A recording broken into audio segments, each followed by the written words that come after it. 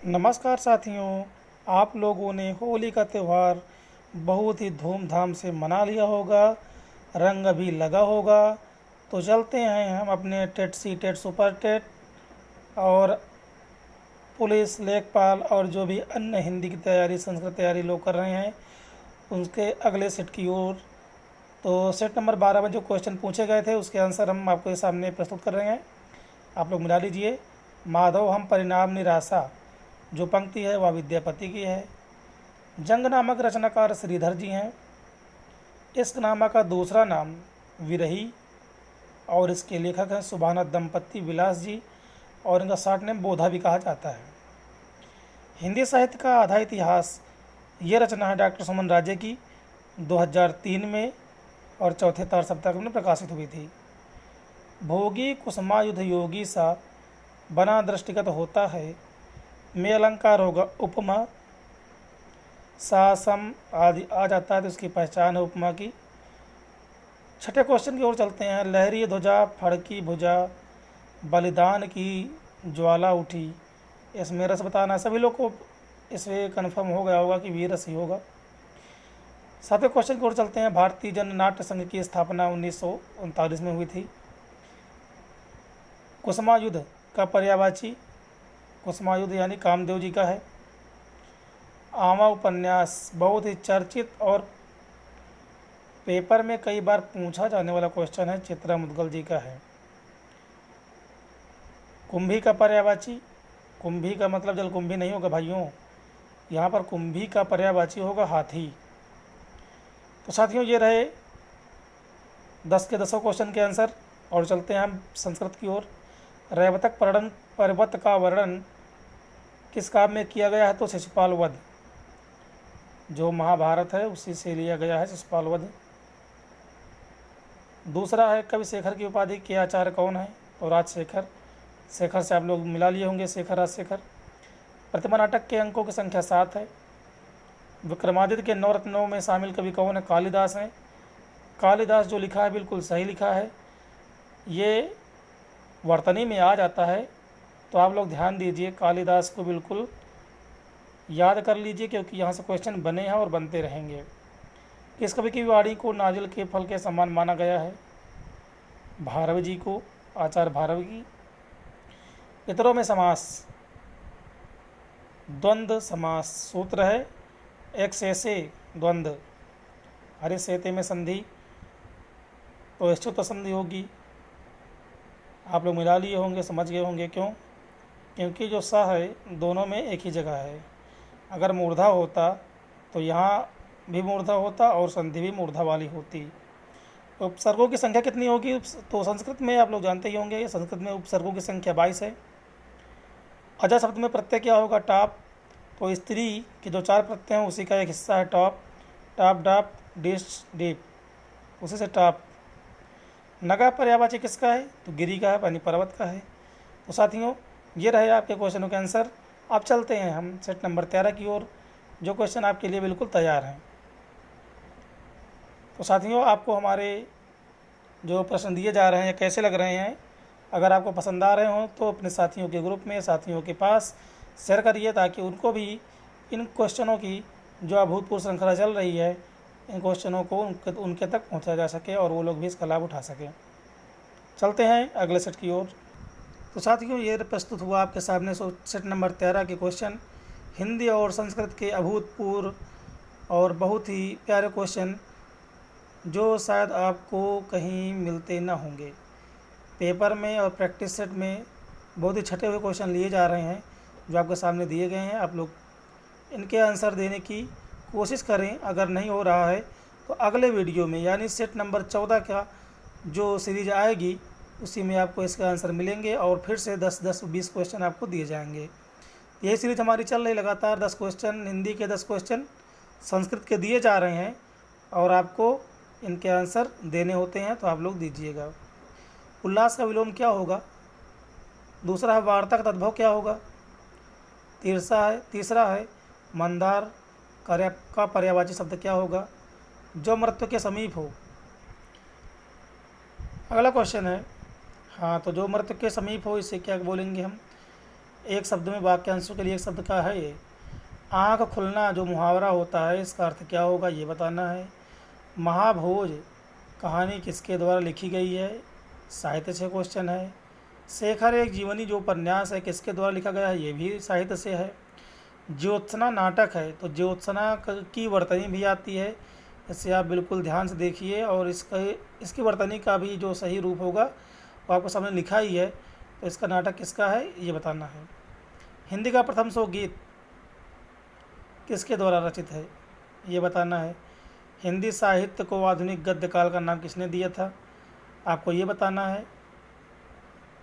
तो ये रहे आपके 10 क्वेश्चन। अब चलते हैं अगले संस्कृत की ओर। मुनि त्रयी, आपको हमने गद्य त्रयी, प्रस्थान त्रयी और लघु त्रयी ये सब बता दिए हैं। अब आ गए मुनि त्रयी। तो मुनि त्रयी में शामिल कवि कौन कौन से, मुनि कौन से बताना है। दूसरा क्वेश्चन अष्टाध्यायी का प्रथम सूत्र क्या होगा ये बताना है। तीसरा क्वेश्चन है निर्विघ्न शब्द में समास क्या होगा ये बताना है। चौथा क्वेश्चन है निराकरण में संधि क्या होगी, बस संधि बताना है, संधि का नाम। अगर जिसको पता हो संधि का नाम और संधि में सूत्र जो लगेगा सूत्र बताइए। अलम के योग में भक्ति कौन सी होगी और सूत्र बताइए। प्रत्याहार शब्द में उपसर्ग कौन सा होगा ये बताना है। भूत्वा शब्द में प्रत्यय कौन सा लगेगा तो प्रत्यय बताना है। समरह पर्यायवाची शब्द है किसका है ये बताना है। द्वैत का विपरीत अर्थक क्या होगा ये बताना है। नायिका विहीन नाटक बहुत ही फेमस क्वेश्चन है ये कि नायिका विहीन नाटक कौन सा है, इसका आपको आंसर बताना है। तो साथियों आपके सामने ये रहे 10-20 क्वेश्चन, आप इनके आंसर बताइएगा। अगर आपको नहीं आ रहे हैं तो अगले सेट में यानी अगले वीडियो में आपको इसके आंसर मिल जाएंगे। अब हमने जो कहा था कि हम एक नए टॉपिक की ओर चलेंगे तो डेली आपको एक नया टॉपिक मिलता रहेगा, चाहे हिंदी से चाहे संस्कृत से, जो भी सुपर सीटेड जो भी क्वेश्चन आने वाले हैं उन्हीं से मिलता रहेगा। टॉपिक बहुत ही महत्वपूर्ण होंगे और सभी पेपरों में पूछे जाने वाले टॉपिक से ही लिया जाएगा। तो चलते हैं उसको ओर। तो साथियों सीरीज में आगे चलते हैं। तो हमने आप लोगों को चार्टर एक्ट चारों बता दिए थे। अब चलते हैं 1909 मार्ले मिंटो सुधार अधिनियम। पहली बार अंग्रेज़ों ने भारत में सांप्रदायिक आधार पर फूट डालो और राज करो की नीति अपनाई थी। इसमें क्या किया गया था, फूट डालने मतलब कि पहली बार मुस्लिमों को प्रथा का आरक्षण दिया, हिंदू और मुस्लिम में फूट डालने का कार्य किया ताकि भारत वालों को आज़ादी आसानी से ना दी जा सके। 1919 का मॉन्टेग्यू चेम्सफोर्ड अधिनियम जो आया था, इसमें क्या था, इस एक्ट में आरक्षण के दायरे को बढ़ाकर महिलाओं, अल्पसंख्यक में सिख और ईसाई के लिए भी पृथक निर्वाचन की व्यवस्था की गई थी और जो प्रांत थे उनमें द्वैध शासन की प्रक्रिया प्रारंभ कर दी गई थी। उस समय प्रांत 5+3 यानी 8 राज्य थे और द्वैध शासन के जनक कौन है, लियोनेल कार्टिस। ये क्वेश्चन आप नोट कीजिए यहाँ से, द्वैध शासन के जनक लियोनेल कार्टिस, बहुत ही इंपॉर्टेंट क्वेश्चन है। चलते हैं भारत सरकार अधिनियम की ओर 1935 का, जो बहुत ही ज़रूरी है, यहाँ चलते हैं। तो भारत सरकार अधिनियम में प्रांतों से द्वैध शासन हटाकर केंद्र में लागू किया गया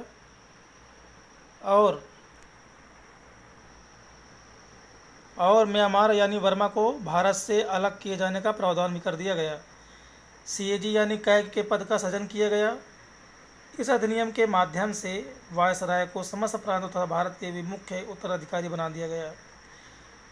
नोट में बताया गया कि भारतीय संविधान में आधे से अधिक उपबंध 1935 के अधिनियम से लिए गए हैं।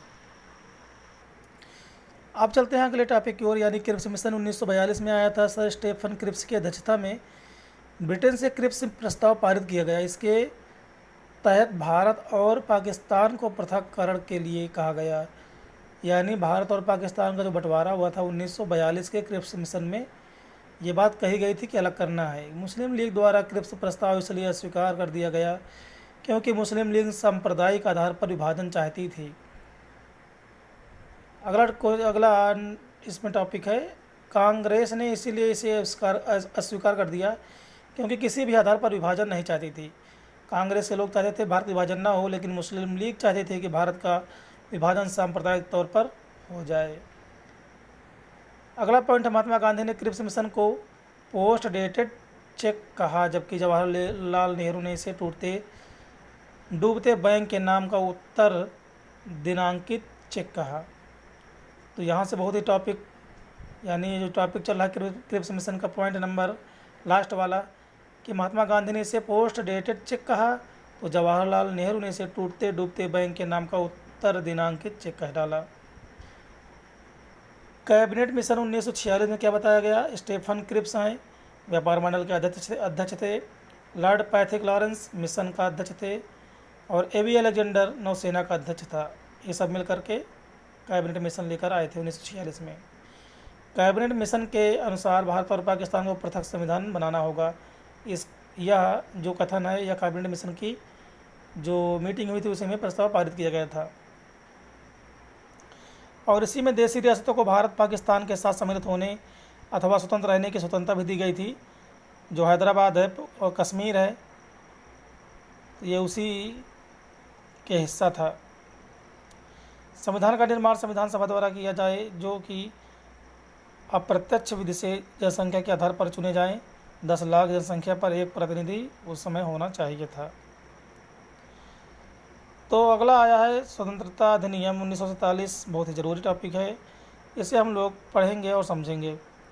3 जून 1947 को माउंटबेटन की अध्यक्षता में स्वतंत्रता अधिनियम 1947 पारित किया गया। इसके तहत भारत और पाकिस्तान 2 स्वतंत्र राष्ट्रों के संविधान के निर्माण को कहा गया। यानी माउंटबेटन ने बिल्कुल क्लियर कर दिया था कि अब भारत के 2 भाग हो जाएंगे, पहला पाकिस्तान, दूसरा हिंदुस्तान तो अपना ही है।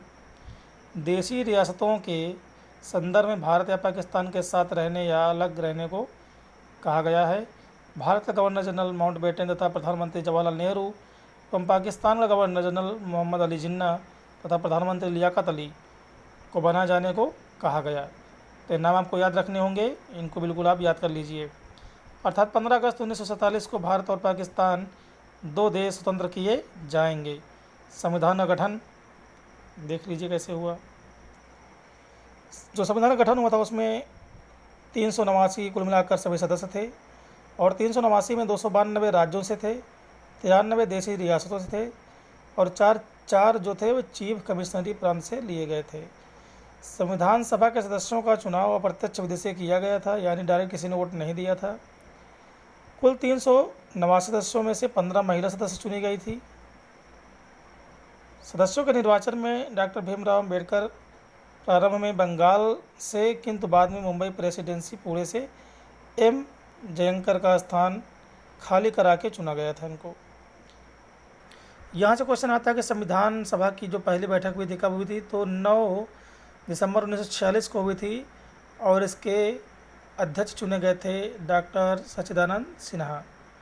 द्वितीय बैठक हुई थी 11 दिसंबर को, तब चुने गए थे डॉक्टर राजेंद्र प्रसाद, जो कि स्थायी सदस्य थे, पहले स्थायी सदस्य थे, और जो डॉक्टर सच्चिदानंद सिन्हा थे वो अस्थायी सदस्य थे। तो यहाँ से कन्फ्यूजन होता है, और यहाँ से क्वेश्चन पूछा भी जाता है।